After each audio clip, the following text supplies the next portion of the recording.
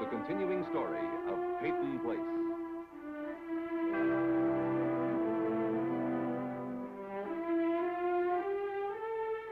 Starring Dorothy Malone as Constance Mackenzie, Ed Nelson as Michael Rossi, Mia Farrow as Allison Mackenzie, Ryan O'Neill as Rodney Harrington, Barbara Parkins as Betty Anderson, Tim O'Connor as Elliot Carson, Christopher Connolly as Norman Harrington.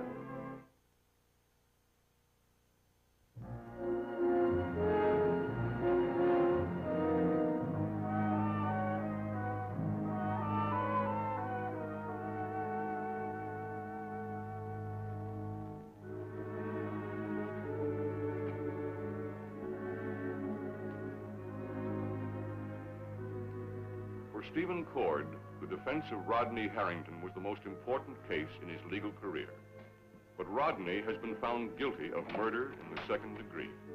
And now, summoned by Rodney's grandfather, Morton Peyton, Stephen knows that he faces a sentence almost as serious as Rodney's. Mr. Peyton? Ah, come in, Stephen.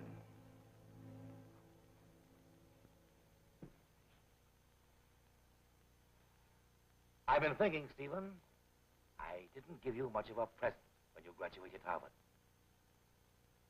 How would you like to tour the continent? Southern France is lovely in the spring. I think you'd enjoy it. I could also arrange for you to stay sometime in London. Tom Howard, the jurist, and I went to the Rosé together. Understand he's hearing a fascinating trial, the Old Bailey, next month. It's quite a consolation prize. It makes me wonder what you might have offered if I'd won. Thank you, but I have a trial of my own to get ready. I'm afraid not, Stephen. I've secured the services of Gordon Ashley to take over Rodney's defense. This is the retainer. I'll need the dossier on the case, photographs, notes, and transcripts.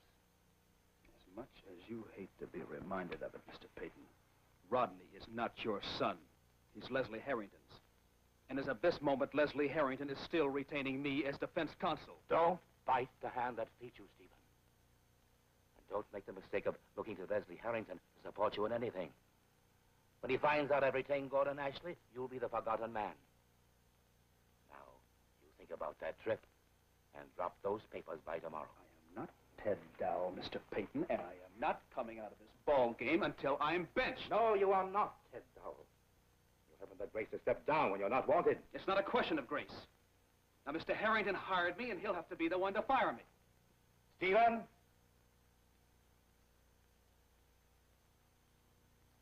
I've refrained from telling you everything I thought about the way you conducted that trial. I thought probably you'd already excoriated yourself, far above anything I could say. But I see now that your ego blinded you to your lack of capabilities. You conducted that trial on one note, a sour one. And you gave it to me.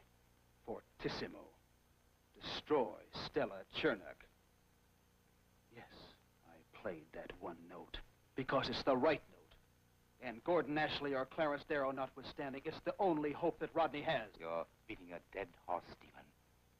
Maybe I did set you on the wrong track. But you knew the girl. You should have known her obsession was like a stone wall. Stone walls have been known to crack. Just what does that mean?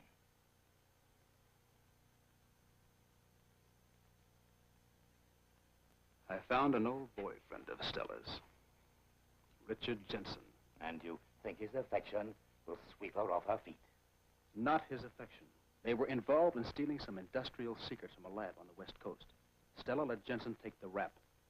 He's fresh out of prison, and I brought him here. Your theory is that he wants revenge. I know he does. Setting a thief to catch a thief is a dangerous game, Stephen. And the kind of phony dramatics that is rapidly becoming your hallmark. Now you get those papers together for Ashley.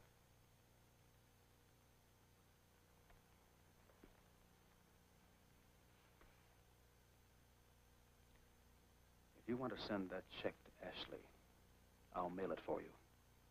But you'd better find another case for him to try. This one's mine. I'm going to get your precious grandson acquitted, Mr. Peyton. And then you can send him to Europe. I'm sure he'll find the south of France lovely in the spring.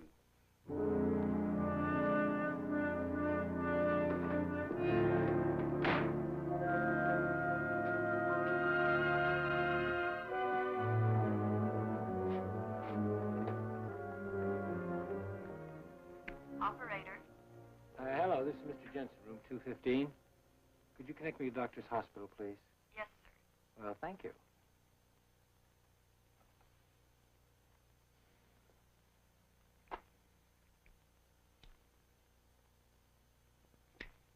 Doctor's Hospital.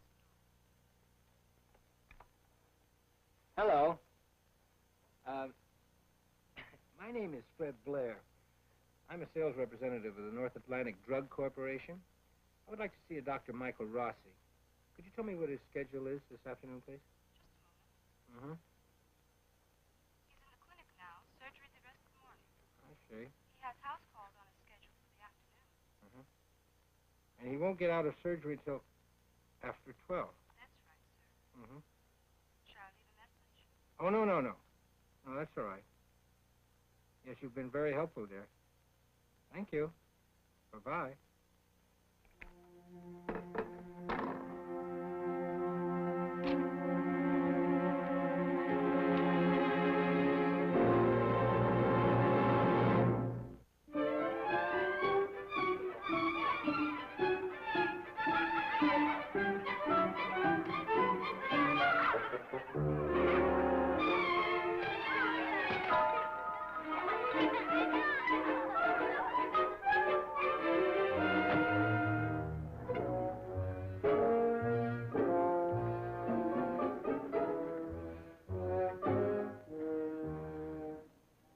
Pull through that snowball.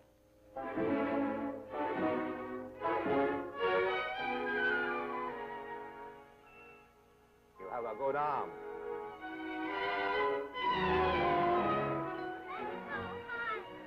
I'll go deliver your message now if I'm excused. Of course. You're excused.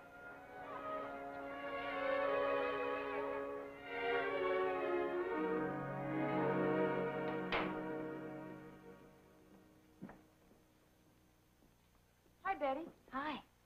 Coffee? Yes, and a minute of your time, please. Okay, be right back. There you go.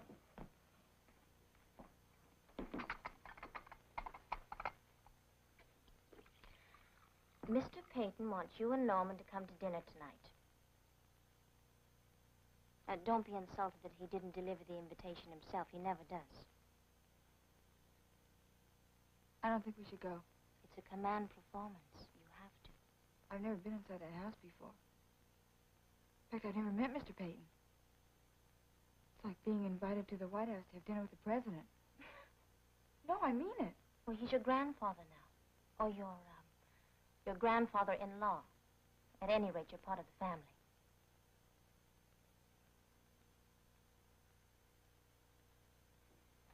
Rita, listen to me. When I was married to Rod, they called me Miss Betty all the time, and I let them. Now, I was too scared to say anything until it was too late. Then I forced Christine, the maid, to call me Mrs. Harrington just once. Just once to see what it sounded like. You are Mrs. Harrington. Mrs. Norman Harrington, right now. Whether Mr. Peyton or Mrs. Cord or the President of the United States likes it or not. Don't you let them convince you that you're not. And don't you let them call you Miss Rita.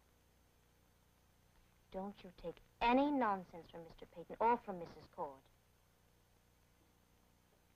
He'll like you better if you don't. I'll try.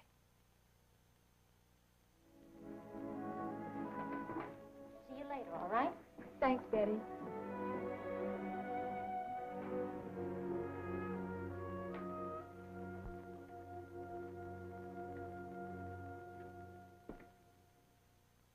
Mr. Peyton, may I help you with some books? No, first I want to hear something about your daughter. Allison? Yes, before the trial, she was Rodney's, what do they call it? Steady, wasn't she? They saw a great deal of each other, yes. Now they see each other again. You think this is just a whim like that Joan of Arc haircut of hers? I don't know, Mr. Peyton. I'm simply asking her to Give him the support he needs and deserves. Her support. He needs to be able to count on that now. Mr. Peyton, she's my daughter, not my slave. She's been reared to give or not give of her affections freely as she chooses. Well, I'd like Lord Chesterfield's letters to his son, Pilgrim's Progress, Machiavelli's Prince. Now, how long do you think it'll take to order those? Well, I think I have them in stock, except perhaps the Prince. Has Allison read any of these? Yes, I think she has. Maybe not the Prince. Do you want that one? Yes, please. You can wrap the others, and Miss Anderson will call for them in a few minutes. Mr. Peyton, the verdict must have been quite a shock for you. It was for all of us. He's a fine boy. This should never have happened to him. We won't lose the appeal. Good day, Mrs. Carson.